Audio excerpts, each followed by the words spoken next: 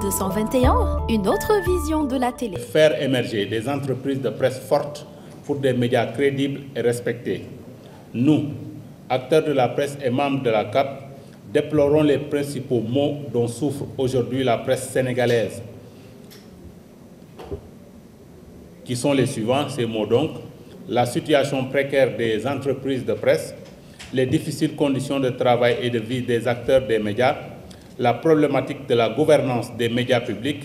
les attaques répétées contre les journalistes et les techniciens des médias, les défis et enjeux de la formation des hommes et femmes des médias, la faiblesse de la qualité des contenus dans les médias, le non-respect des règles d'éthique et de déontologie.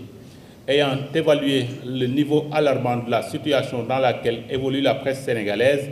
nous, membres de la CAP, appelons les autorités publiques à accompagner les médias pour un environnement plus favorable aux entreprises de presse publiques comme privées. Nous, membres de la CAP, exprimons nos profondes préoccupations par rapport à plusieurs problématiques pour lesquelles il urge de trouver des solutions pertinentes et durables pour une prise en charge efficiente et partagée par les acteurs de la presse et les autorités publiques. Ces préoccupations concernent la nécessaire régulation du secteur par les autorités publiques, notamment concernant le secteur de l'audiovisuel, l'évaluation et la réforme du Code de la presse 5 ans après son adoption, la mise en niveau du cadre légal et réglementaire du secteur de la presse, le financement adéquat des entreprises de presse publiques comme privées, suivant des modèles économiques pertinents et la mutualisation des moyens dans les médias,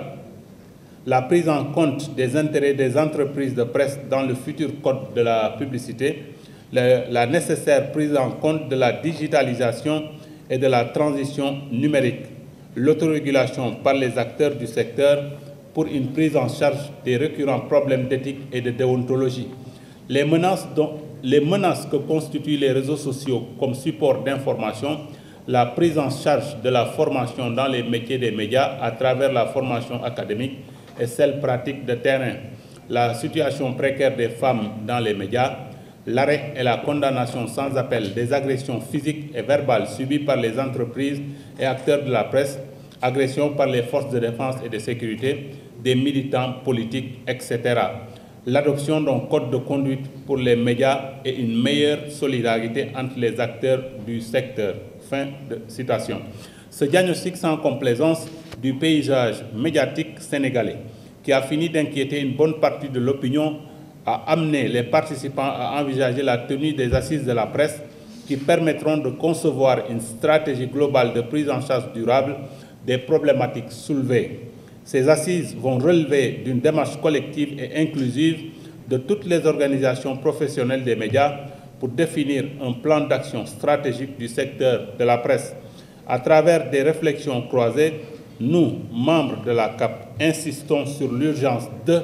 la définition d'un plan d'action sur les contraintes du secteur et les solutions pérennes à envisager, la sensibilisation des pouvoirs publics sur la nécessaire augmentation des appuis financiers aux entreprises de presse publiques comme privées, l'établissement d'un plan de formation initiale et continue des travailleurs des médias, l'assainissement du secteur de la formation des journalistes, notamment à travers les écoles privées qui essaiment au Sénégal. À ces assises seront conviés les pouvoirs publics. La CAP va adopter une démarche inclusive en invitant à participer à la réflexion la société civile, le secteur privé, les cercles religieux, les bailleurs de fonds et les organismes de soutien aux médias. Les bases de la feuille de route de ces assises de la presse ont déjà été déclinées par les acteurs pour des stratégies de sortie de crise largement partagées. Toubab Dialaw, le 30 octobre 2020. Toubab Dialaw, le 30 octobre 2022. Temps pour moi.